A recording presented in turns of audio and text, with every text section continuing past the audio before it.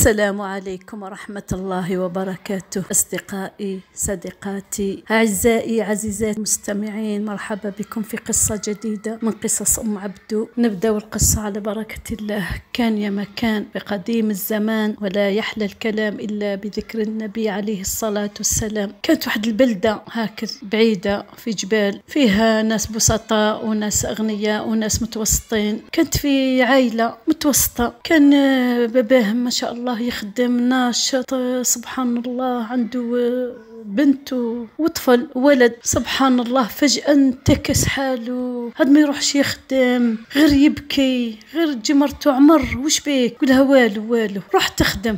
يقول لها مش نفحت لي. كيف يا راجل مشي نفحت لك؟ وش ناكلوا وش نشربوا؟ روح تخدم. يقول لها خليني يرحم والديك، خليني. وغير يبكي. وش يبكي فيه؟ والو. كيف؟ قالت له الانسان يبكي من والو؟ ما كان والو يبكي، ما كانش منها هذه. ومسكينه تطبع من الطبع، نهار طيب خضره مغليه، نهار هاك، نهار محمصه، نهار بركوكس، طبع نهار تروح تنحي السلق من الجنان كل النهار. وكيفاش وهو يخزر فيهم ويبكي. بعد يقول له كان نموت، وش يصرى لهم؟ وش بيني انايا؟ واحد النهار قال مرته شوفي انا رايح نخدم هكذا. قالت هذا خبر يفرحني، روح جيب لنا اللي كتب ربي، احنا ما طلبناش منك المحال، جيب لنا اللي كتب ربي، لقاو تاع يومنا وخلاص. راح يمشي. اهل القريه مسمينه عمر الحزين، عمر البكاي. كي يروح يخدم ويخدموا كش واحد، يخدم من قلبه، مكشر، ما يضحكش، ما يهدرش. مول الخدمه صاحب العمل هذاك يمل منه. شبيك؟ يقول له وشبيك؟ طاح عليك السماء، شبيك زعفان ودمعتك سايله؟ يقول له عمر واش تحوس؟ المهم نخدم لك خدمه، كلفتني بخدمه، المهم تلقاها مخدومه على اكمل وجه. روح. يقول له روح عندي اللي يخدم انا. شوف الخدامين منبسطين ويضحكوا ويلعبوا ويخدموا، وانت مشنف تبكي حزين، وش بيك؟ ويحاوزوا يعطوا له درهم تاع هذيك الخدمه، قسمه خدم ساعه ولا زوج، ويحاوزوا. يجي للدار يمدها لمرته، ما تكفي والو، ويبقى قاعد. واحد النهار راح يخدم نفس الشيء، حاوزوا هيا قال لهم مول المزرعه هذيك اخرج علي، اخرج، مش ناقصني عبدي نوح عندي هنايا في الجنان تاعي، ناقصني نهم، اخرج. قعد هاك في بلاصه وقاعد صارح عقله في بلاصه واحده اخرى قاعد. وتجي شريطه فيها واحد السيد قاعد، والشيفور تاعو شغل الشيفور اللي يسوق العود هذاك من قدام، والسيد هذاك في الشريطه من اللور. وصلوا حداه لا خبر، في عالم واحده اخرى. يحنحن. بعد قالوا السلام عليكم، السلام عليكم 3 مرات.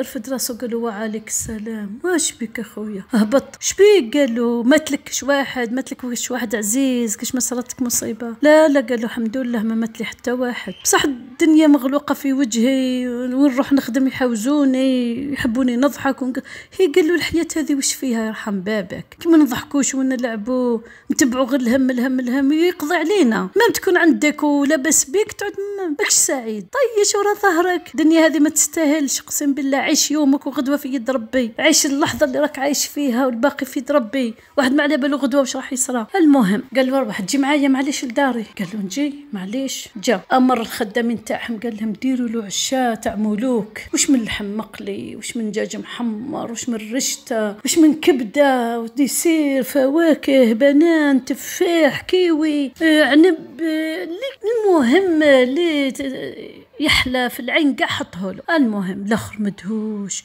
هذا قاع قالوا بزاف ما قدرش انا ناكل هذو قاع. قالوا كل انا عرضك اليوم، هذه العرضه تاعي، كل كلاو كملوا شربوا لاتاي. قالوا روحوا للصالون نقصروا شويه. راح للصالون قال له انايا نحكي لك حكايتي، انا وبابا يما كانوا فقراء حاجه ما يسعاوها. لا تغدينا العشاء ما كانش باتوا بلا عشاء نتلواو بالشر. قال له صبرت وبالعقل قريت، كملت الثانويه، ربحت الباك، طلعت الجامعه، درت تخصص طب. شحال من عاونه نقرا في الطب، وبابا كان فقير، بابا الثاني في حياته ما ورث، ما خدم وجمع. اروح تشوفوا الشرا، ورالو سبيكه تاع ذهب، مربع هكذا تاع ذهب، سبيكه. قال له شوف هذا شراها لي بابا، شراها ليه. قال له ما حبش يتوشيها كاع، مخليها ويخدم، ما حبش يتكل عليها، يخدم كيما بابا. قبل لا يموت قال لي هذا يا وليدي تجيب الحظ، هذه سبيكه مباركه، اللي تعود في داره يعود مستقر نفسيا، فرحان، مطيش الدنيا الهم ورا ظهره، ما على بالوش كاع يعيش حياته سعيد مبسوط. المهم قال له شوف هذه هدية مني لك، هاك اديها وان شاء الله ان شاء الله ان شاء الله تتغير احوالك 180 درجة، تخرج من عندي فرحان وتبقى طول عمرك فرحان حتى تموت. المهم اداها كداها صاب مرته تقلقت، قالت كسور هذا السيد راح انتحر، لا ما روحه من جبل ولا من قنطرة ولا يا درا وش صرا له. هو دخل ويا فرحت الحمد لله. قالت يا عمر الحمد لله كي جيت والله غير تقلقت عليك وقلت يا درا وش دار. قالها من اليوم ان شاء الله تتغير حياتنا. قلت له شنو هذه اللي في يدك؟ قالها سبيكة تاع ذهب. قالت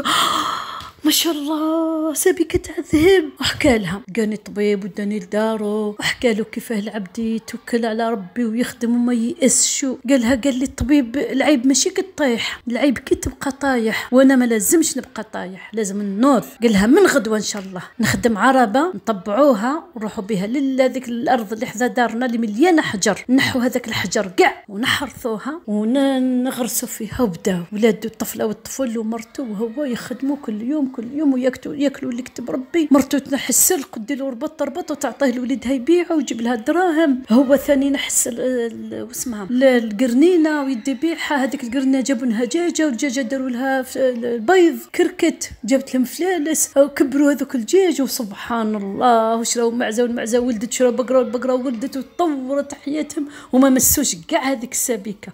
وسبحان ربي من هذاك النهار الخير يزيد عليهم الخير يزيد عليهم لدرجه عادوا يمدوا اصحاب القريه كيعقب عليهم معمر يضحك سلام عليكم واش راكم ربي يعاونكم. هيك شوف واحد يخمم يقول ما تخممش الدنيا هذه ما تسوى والو غدوه يفرج ربي. هادو الناس يا صبح هذا اللي كان ملي كانوا يعايروها عمر البكاي عمر الحزين عادوا يعيطوا له عمر السعيد عمر الفرحان. وين يشوفوه لا عمر الصلحه السعيد عمر الفرحان. المهم هو واحد النهار ما قاعدين هو ومرته وولادو شافوا طلابها وعاقب حوايجهم مقطعين راحوا يتجروا ليه هو ومرته. ارواح جوز تاكل سورك جيعان. قال لهم ايه والله غير ميت بالشر. قال لهم لقيت خدمه وانا كبير في العمر ما كاش اللي يخدمني، الناس يخدموا اللي مازالوا صغار وشادين ارواحهم. قال له ولا يهمك انا صغير وكنت في واحد الحاله تاع الياس ما يعلم بها غير ربي، الاسره تاعي ضاعت بالشر، شحال من ليله باتوا بالعشاء. ومن بعد اللي صبت الطبيب عطالي امل في هذه الدنيا، بدا يقول لي العيب ماشي كي تطيح، العيب كي تبقى طايح، طيح ونوض وطيح ويفرج ربي يسلم امرك لربي ما تيأسش. بعد قالوا دقيقه درك نجي. عندهم واحد البيت هكذا يخبوا فيها العوله يخبوا فيها الدوزان ما يسحقوهش، يحبوا الصوالح اللي ما يستعملوهاش كل يوم. راح جبت السبيكه كي ما عطاها له الطبيب ملفوفه في واحد القطعه بيضه تاع قماش مدها له. حكى له قالوا هذا الطبيب عطاها لي وتجيب البركه. جبت كتاب